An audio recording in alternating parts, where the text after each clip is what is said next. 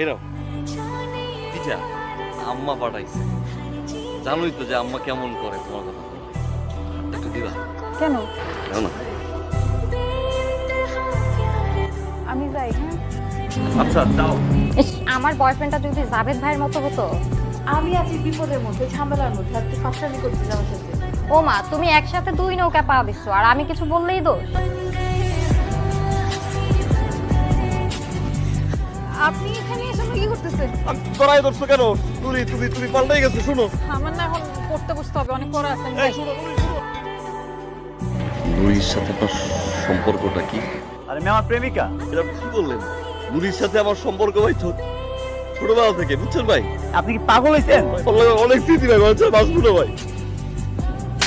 আমি কবে বলছি আপনাকে আমি ভালোবাসি? আপনি শহরে আসেন, আমার গ্রামের মানুষ, এই জন্য আসেন, আমি সুন্দর করে দুটো কথা বলি, দেখা করি, তার মানে কি আমি আপনার ভালোবেসে ফেলছি? আপনি এগুলো ভেবে ফেলবেন? আপনি যদি নেক্সট টাইম আমার সামনে আসতে চেষ্টা করছেন না, তো আপনার খবর আছে।